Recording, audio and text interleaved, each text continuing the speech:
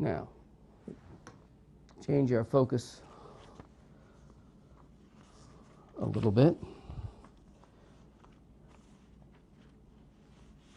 I've been watching this migration of refugees hammering Eastern and even Western Europe, coming over on shiploads, boatloads, any means they can. And we're not just talking about a few hundred or a few thousand.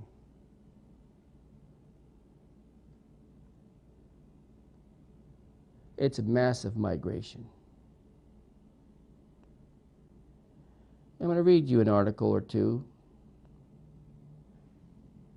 tonight concerning that.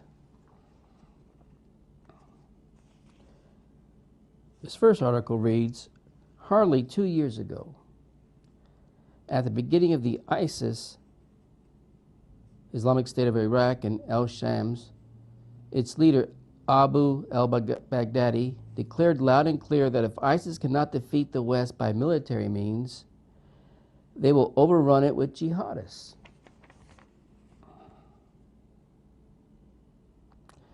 This very ISIS band of jihadists subsequently rebranded itself as Islamic State, with its leader taking on the grand title of Caliph, meaning the practice of early years of Islamic Golden Age, to rule over the concocted Islamic caliphate of modern times.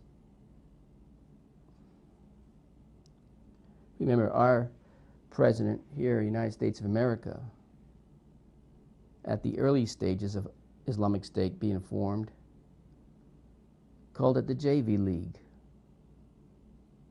the Junior Varsity League. Oh, how he was wrong. How our administration in this country missed the mark in that assessment. Whatever grand title Abu al-Baghdadi may have chosen to award himself, his pronouncement to overrun the West, particularly Europe, with jihadists, definitely has the ring of reality about it. The present predicament indicates, without any shadow of doubt, that al-Baghdadi is on the ascent. The Islamic State may have occupied vast tracts of land in Iraq and Syria over the past 15 months or so, but that victory diminishes into insignificance in comparison to what he's up to now. He has stretched his hand to grab the crown jewel of humanity, European civilization, along with hundreds of thousands of migrants from Syria, Iraq, not just all from Syria, by the way, Iraq, Afghanistan, Libya, and other parts of the Islamic State Caliphate. They have landed on European shores and large number of Islamic State jihadis mingled among them, or with large number of Islamic State jihadis mingled among them. With more millions are on the march, tracking across the continents of Africa and Asia, heading towards Europe. The bigwigs of Europe are utterly helpless and rudderless. They are banging their heads together in grand gatherings of heads of states, but to no avail. They are behaving like headless chickens, bleeding and screaming, but failing to come to any sensible arrangement to stem the unremitting flow of migrants. And while Europe's leaders talk and talk, their countries are gradually being inundated with migrants and jihadists, exactly as planned by the modern-day caliph. The caliph sensed that the soft underbelly of the European Union, the small boy whose body washed ashore on the beach of the Turkish holiday resort, paved the way for hundreds, if not thousands, jihadis disguised as war victims to enter Europe. The guilt conscience of the general public of Europe, particularly of Germany, will make them open up their homes and hearts, set up reception centers up and down the country to welcome the influx from Asia and Africa. While the political leaders of Europe keep parroting, "We will manage it. More and more migrants will knock at their doors." Western leaders will toil and sweat to accommodate them, afterwards feeling successful in managing them. And the caliph, sitting comfortably in the desert monitoring the situation, will throw in more challenges to the European leaders to manage. Why now is this large influx of migrants coming to Europe? And remember, they're coming not just from Syria, Iraq, Afghanistan, Libya. The war in Syria had been going on for over 4 years and a half. Iraq war is well over 12 years old, and Afghan war has been ongoing for nearly 14 years. There is no upsurge of violence in any one of these regions, or for that matter, in any other region in the Middle East. So there is simply no reason now why these people would suddenly find their own country so intolerable in which to live. What rationale is there to risk their lives in the rough seas of the Mediterranean?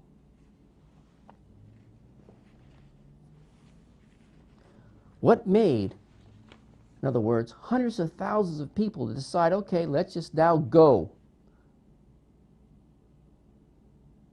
You could see maybe tens of thousands from one particular area, such as maybe Syria, because of what ISIS has done.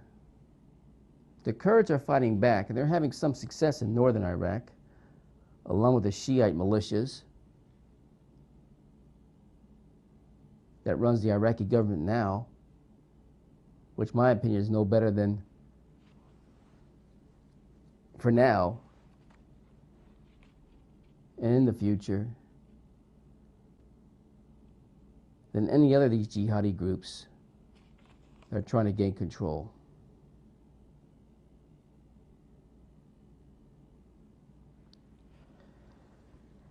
So why now? Why migrants from Afghanistan? Why migrants from Libya? Why migrants from Iraq?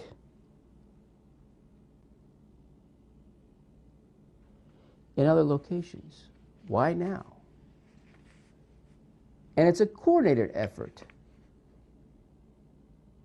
It's like they all got one together and had a conference meeting and decided this is our time to get out of the Middle East and head over to Europe, especially Western Europe.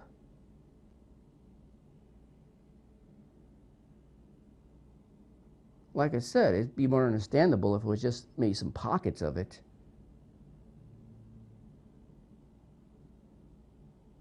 But more than one country's migrants are heading their way to Europe, by land and by sea.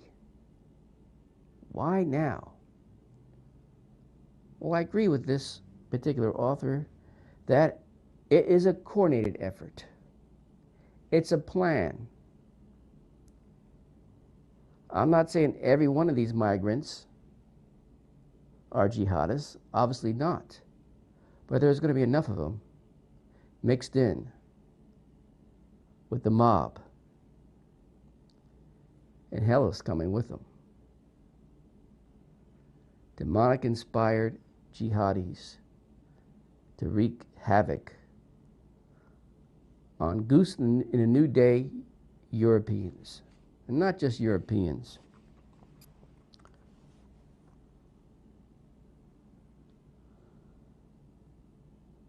The answer can be found in the pronouncements of the Caliph. But to understand these pronouncements, we need to look back at what made the Islamic State come into existence in the first place. When ISIS splintered out of the Al-Qaeda gang over 2 years ago, it was done by the extremists on the pretext that Al-Qaeda was not strong enough or brutal enough to tackle the situation. These diehard extremists held the ideology called Wahhabism, a particularly vicious and virulent form of Islam. Wahhabism states that anybody who does not follow the strict Sunni fundamentalist ideology can be killed. Thus, not only Christians, Jews, Yazidis, and other non-Muslims, but also Shias, a major Muslim denomination, are included on their death list. Infidels will be beheaded, quite often publicly, to spread fear among the enemies and their wives. Daughters and sisters will be taken as sex slaves. Occasionally, out of mercy, infidels will be given a last option to embrace the Sunni religion. Enemy soldiers, regardless of their religious affiliations, were to be beheaded in public. All these treatments are meted out as per Wahhabi doctrine. When al-Baghdadi declared himself as the caliph of the Caliphate of the Islamic State, he did not do it I can't even pronounce that word, whatever that is. Based on my reading of numerous documents, news items, public pronouncements by politicians, he had the financial backing of rich Arab states. And that's where I have to soon, hopefully, put our focus in, which I haven't yet. Of which Arab states?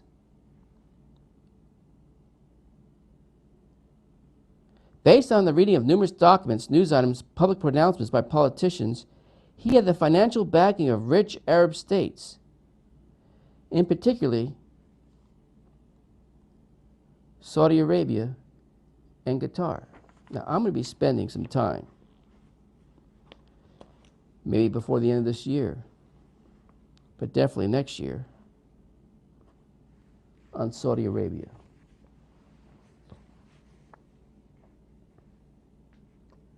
What's coming to Saudi Arabia? Now, I believe to a certain extent they're also included in the Psalm 83 war, but there's other future involvements that include Saudi Arabia and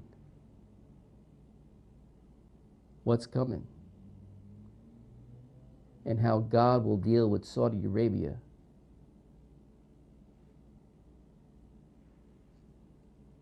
outside of the Psalm 83 war. See, I haven't gotten to the latter chapters of Revelation and the prophets of the Old Testament outside of Daniel to connect all these dots. There's a lot more dots that connect, folks. Like I said, we have a long way to go in this Last Day series. I won't finish it in my time if Jesus has not come back. There's that much.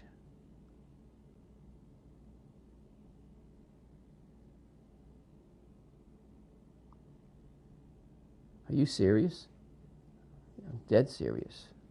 I don't like to use that word, but I'm very serious. I should put it that way. There's just too much to cover.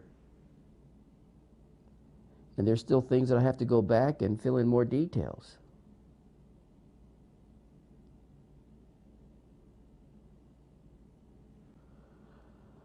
But Saudi Arabia has their own particular cup of wrath coming. And I'll lay those details out.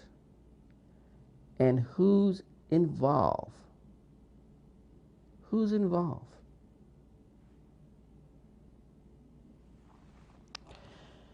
Where was I? In particular, Saudi Arabia and Qatar. I believe other Gulf states also supported him. You don't need to go very far in your research to figure out how some of the finance and the support was distributed to ISIS coming from Saudi Arabia. We got a Shiite Sunni battle going on alongside a Sunni Shiite battle against Israel in its totality.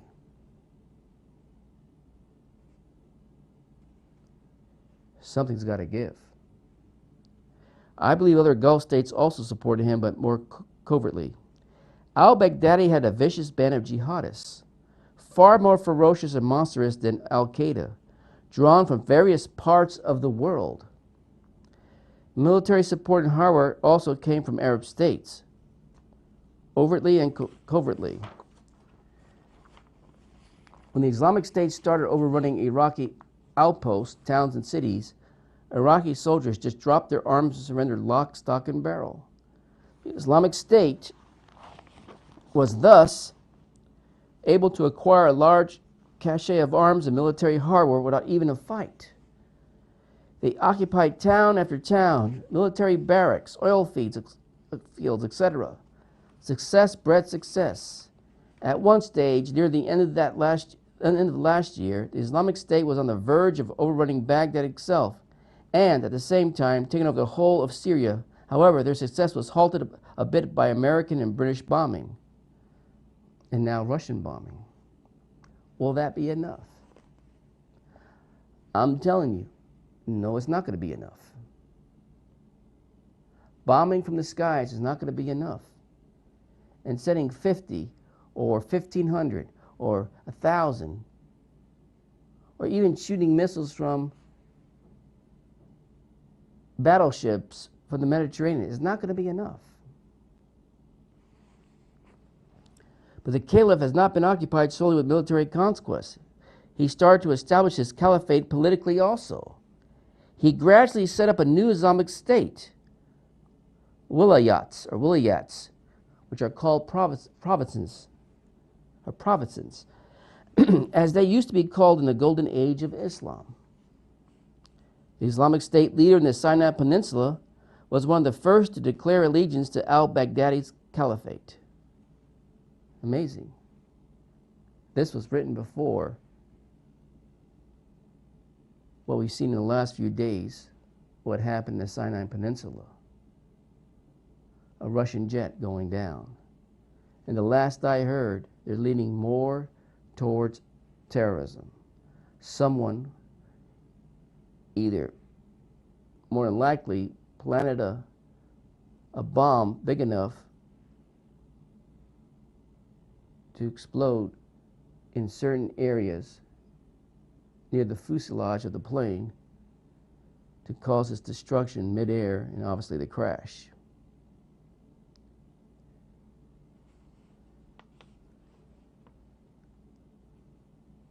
Now, they're not 100% certain, but you don't have to exaggerate that much to think that might be a possibility. A Russian jet going down after their involvement in trying to set back ISIS and destroying it. In fact, ISIS came out and said that they're the ones that planned it. They claimed it as their act of what they think is their good fight for Allah.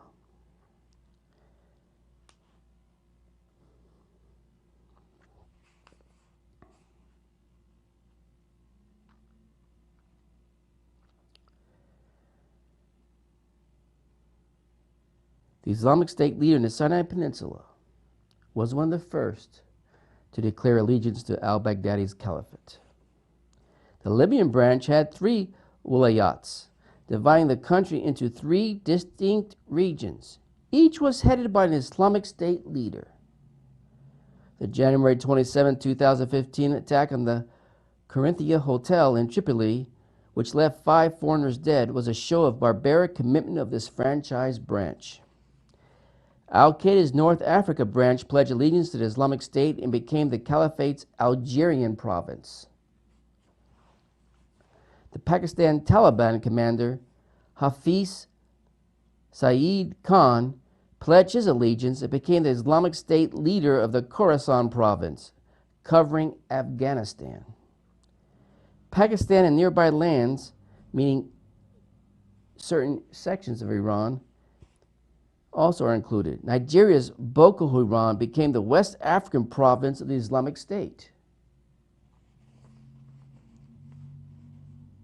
The group of jihadis, the best way to describe these wilayats is like you have a company, and a company decides, because they're successful, to franchise out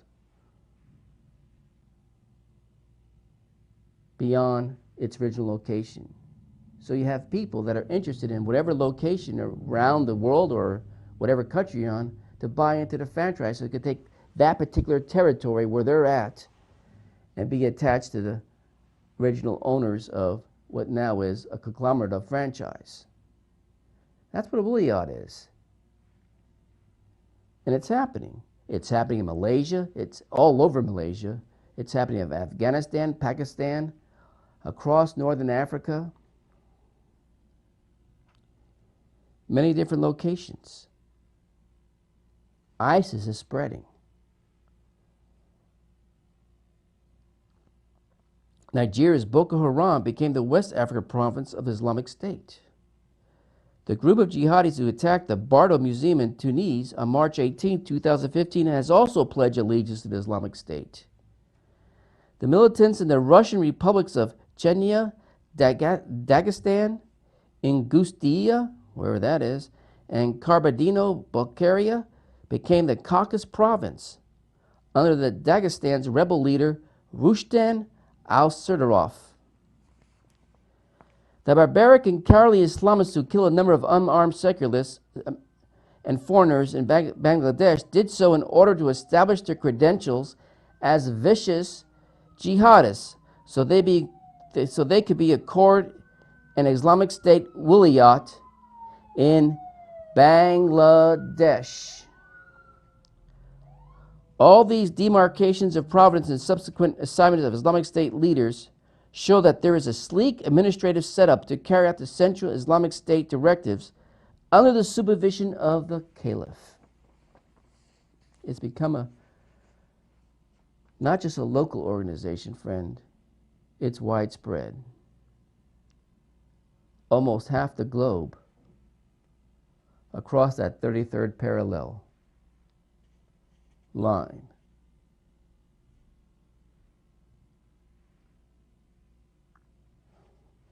When there is a surge of migrants coming from all remote corners of Africa and Asia to cross the Mediterranean Sea and Europe, it does not happen just by accident. There's a hand directing the whole operation. The libertarian European public may be swayed by the suffering of innocent men, women, and children in war-torn regions. But it also must be appreciated that there is a sinister game that's being played out by the perverse Islamic State strategists to send jihadis mingle the migrants to Europe. These jihadis are the Trojan horses of the Islamic State. Islamic State leaders under the direction of the Caliph are doing exactly what they said they would do: overrun Europe with jihadists and make Europe Muslim. If the European leaders fail to understand this strategy, it is very unfortunate and deplorable. Why now? The war in the Middle East was at a critical juncture, with Russia hell-bent on destroying the Islamic State. There was no time to spare. According to the Islamic State, the Caliph acted true to his word, and the outcome will be there for all to see. For all to see.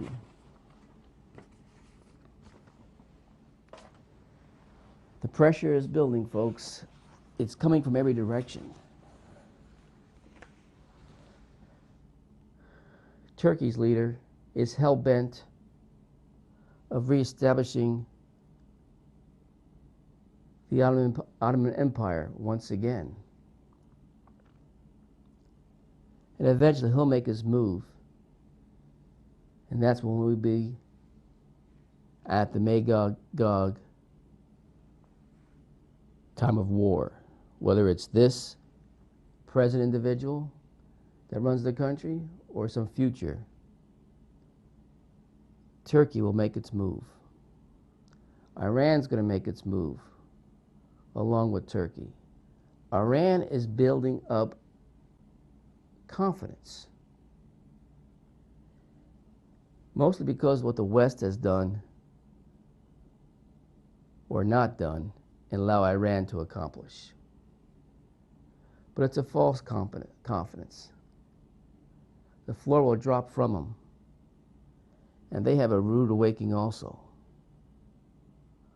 But they're going to cause some damage, serious damage. And most people think when I say that, maybe damage to Israel or United States of America. Oh, there's something that most preachers of prophecy are missing, which Iran will be involved with. And I'll get to that.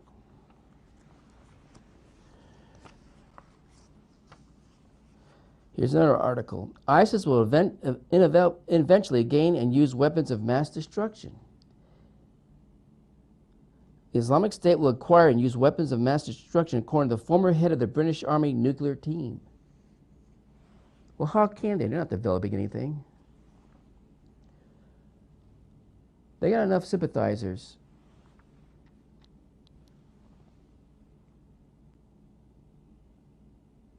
Especially in the Caucasus area of what used to be the southern sections of the Soviet Union, to possibly develop a dirty bomb.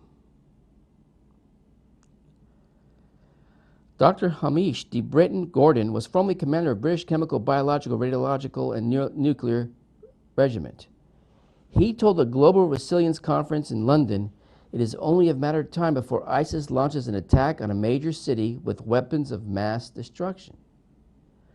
ISIS has made it known they want to acquire weapons of mass destruction, he said.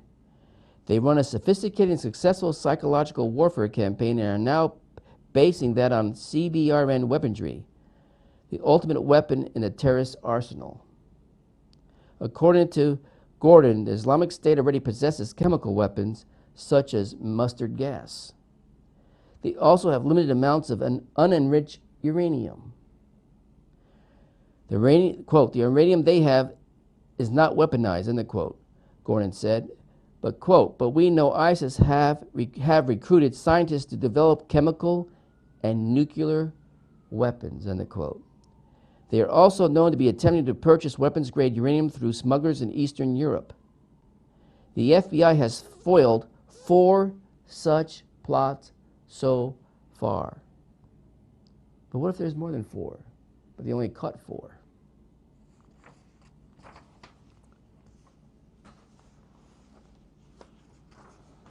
And then there's Islam's plan to destroy Israel by 2022. In front of the United Nations General Assembly, Israeli Prime Minister Benjamin Netanyahu did not only stare for 40 seconds into the eyes of the world's representatives, charging them of having kept silent in the face of Iran's promise to destroy Israel. Netanyahu also pulled out a book in Farsi. It didn't get any coverage. The author is the supreme leader, Ali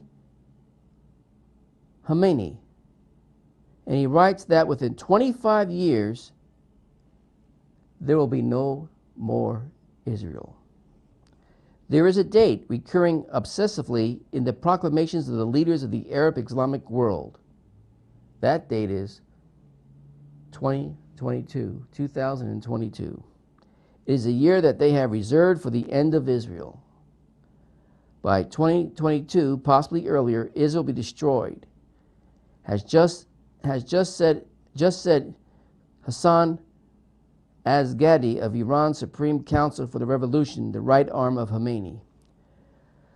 A year ago, Hamas Interior Minister Hamad said that the Palestinian Arabs will liberate all of Palestine within 8 years.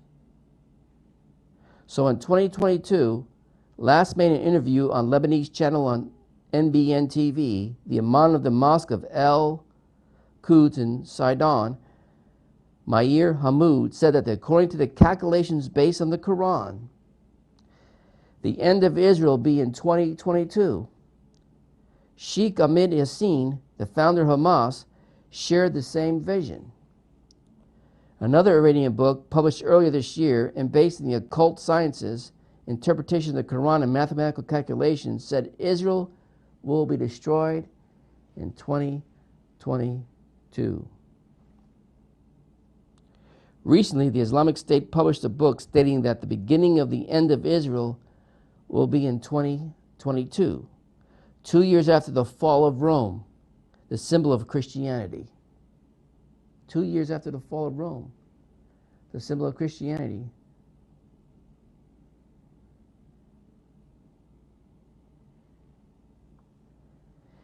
The key text of the Islamic, in 2022, the 40 years of peace and security of Israel will be over. The key text of the Islamic hallucination is entitled The Collapse of the Israeli Empire in 2022 and is written by a Palestinian Arab scholar, Bassam Nihad Harar. The book, published in Arabic in 1990, was translated into English and widely distributed in Malaysia.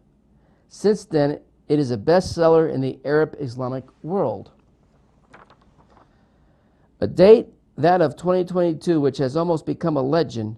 A Syrian journalist interviewed by the television of the Palestinian Authority said he was aware of a report that the CIA had informed them the CIA was informed then U.S. President Bill Clinton that Israel would not exist after 2022.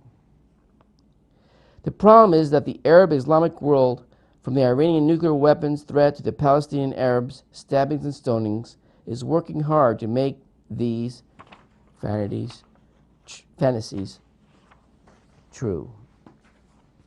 I could spend the next few hours reading you article after article about what these Islamist jihadis are intending to do and accomplish. Well, I got news for all of them. Israel will not be destroyed in 2022. Jihadis won't bring the United States of America down. Oh, they might cause problems, but they won't bring it down. If it's going to come down, we do a pretty good job on ourselves of doing that. Europe is under siege.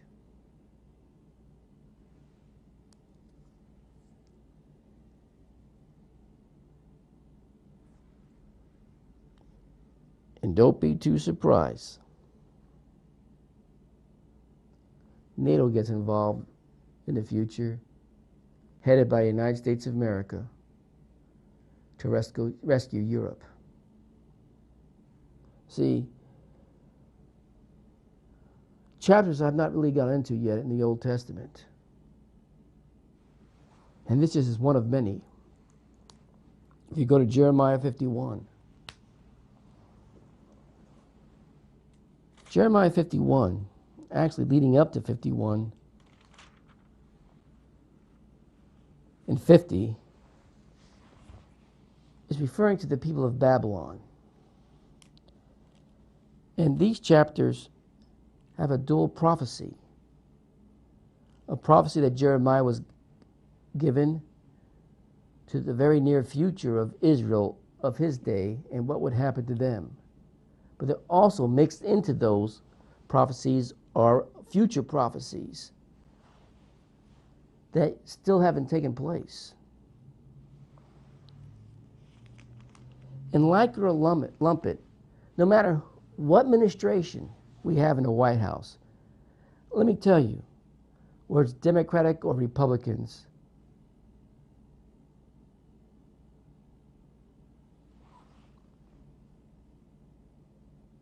Libertarians, Green Party, I really don't have any confidence in any of them.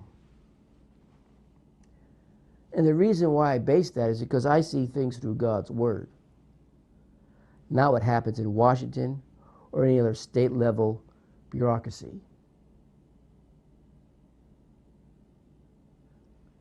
Thank God for God's word to give insight to the insanity that has taken place. And I've said it before concerning Israel, who rejected Jesus Christ, God's word will still keep his promises concerning that nation. And that's true with the Israel in the Middle East and the hidden Israel of the United States of America, consisting of the lost tribes of Israel, with the leader being Ephraim. And this country has a melting pot of all of them. No exceptions.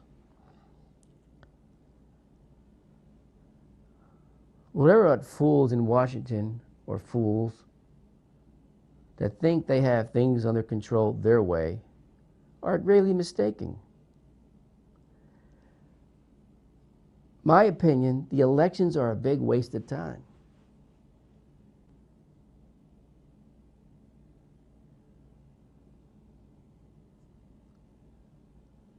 That's how much confidence I have in God's word. I don't care if it's a Democrat, I don't care if it's a Republican, I don't care if it's a Libertarian, I don't care if it's a man from the moon or a monkey in there. God's going to carry out his timeline. Now, I know there's all the implications that you think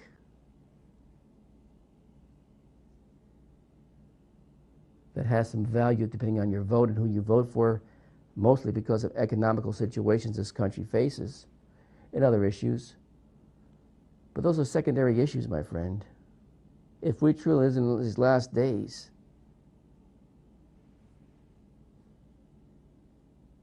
this country won't exist long enough the way it's established now to get out of the jam it's in now. And it's only getting worse. Even the states are having a problem at their state local levels. You can't listen to the media, read the news, and get the truth. But anybody does any amount of research and really dig in could come to the only conclusion there is. There is no rescue this time, no matter who's running this country. It's all smoke and mirrors, lies to have you believe something that's not true.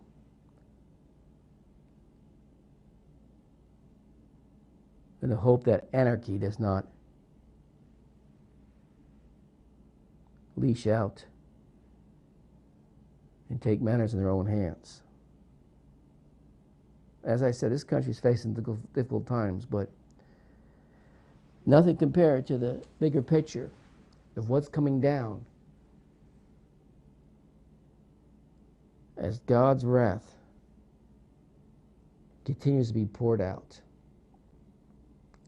And the mistake most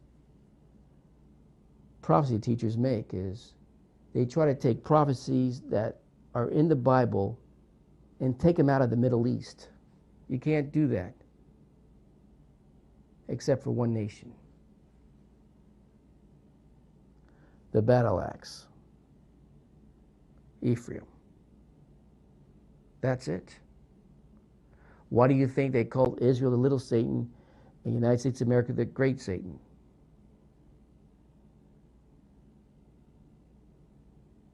Why? The prophecies are directed towards Judah and Israel and the Middle East players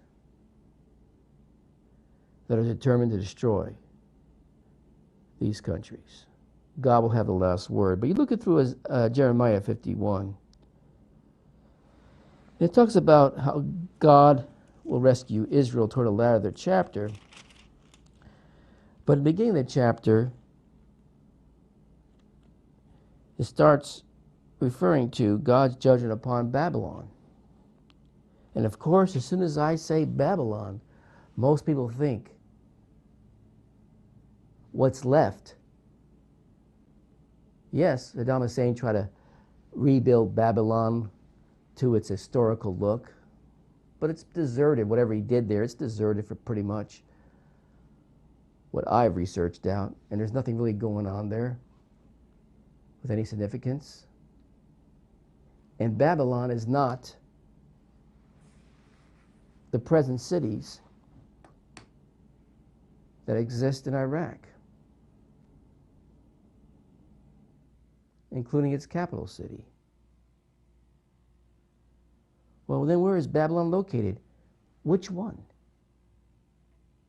That's the way you have to think about prophecy. Which Babylon? There's been some fools, more than even I was surprised the number of fools in the eschatological world that think New York City is Babylon, for instance. I don't know which God word they're reading, but it sure ain't the one I'm reading. They have a different kind of Bible. I'm convinced of it. Or they've been so misled and deceived that I don't even know if they can be straightened out, because they believe their own lies to be the truth. But my point, and I'm not going to get into this tonight, obviously, but when God's dealing with Babylon, including the Babylon of the day, which was going to be the immediate future in Jeremiah's day, then it comes to a place where a hymn of praise to God happens in verse 15, for instance. And it gets to verse 15 and how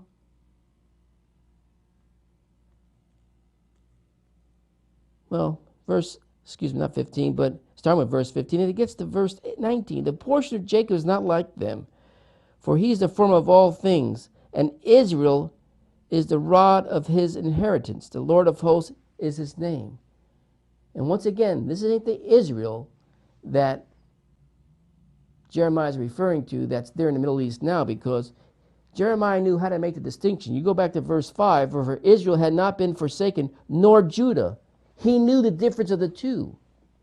But you get to verse 19, the portion of Jacob is not like them, for he is the former of all things, and Israel is not the rod of his inheritance. The Lord of hosts is his name. And then you get to 20, still referring to the context of the previous verse. If you keep it in context, it's talking about Jacob. Who is Jacob?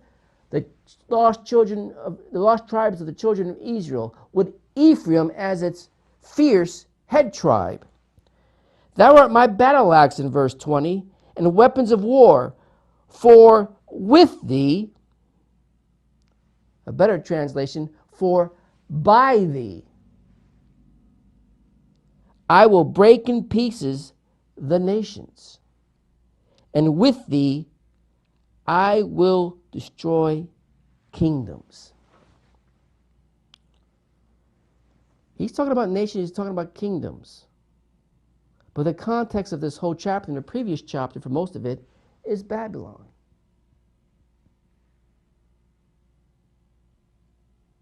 Now I just said, where is Babylon? I just asked him, where's Babylon? And there's many different theories out there. And the reason I'm bringing this up, because it's very important to understand where Babylon is today. Does it exist today? Absolutely. Then where is it? Where is it? Can it be located somewhere on this planet? Absolutely.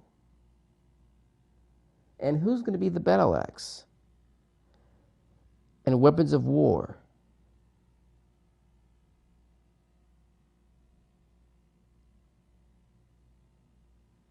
That deal with these nations are breaking in pieces and destroy kingdoms. And what I'm trying to say, the Islamic State is growing. But the Islamic State will not be destroyed by Russia. As much as Putin is trying to, I believe, take the forefront. And with smoke and mirrors trying to show to the world that Russia is now a superpower also again, he's going to fail. He's not going to be successful.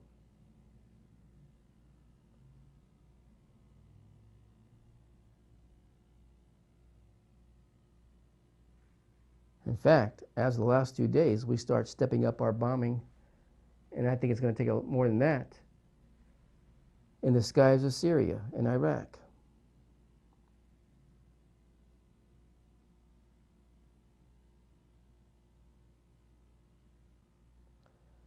The destiny of the United States of America, and eventually the Israel and Middle East, is determined by God.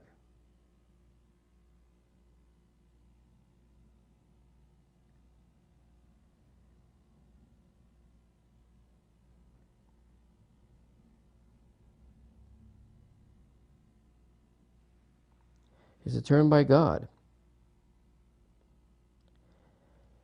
And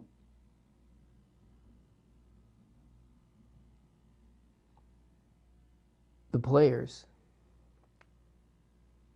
that's going to be destroyed and broken pieces, which I believe includes ISIS or anything like ISIS, and other countries, which I'll get more into it possibly before the end of the year, are going to be dealt with. And when you get to verse 24 in Jeremiah, and I know I'm being very vague right now, and that's for a reason, because it's going to take weeks to unpack this. But verse 24 says, I will render unto Babylon, wherever that is, and to all the inhabitants of Chaldea, all their evil. You know where Chaldea is in this particular time period in Jeremiah's day? You know where it's located? Remember, keep this in context. Northern Syria, the northern areas of Iraq.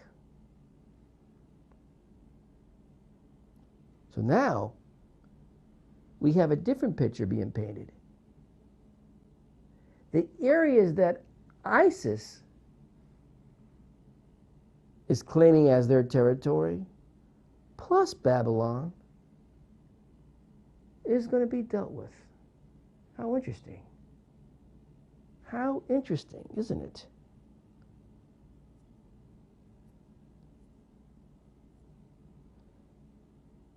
Behold, I am against thee, O destroying mountain. What destroying mountain? What is that all about?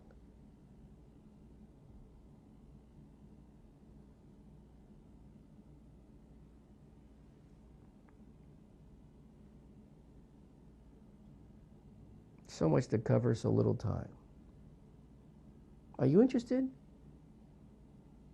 I need to get to these subject matters because I'm racing against the clock in some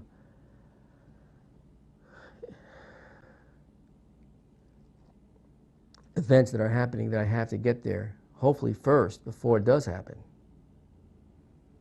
But if not, you'll be prepared when it does happen. Are you interested? If you are, let me know while they play a song.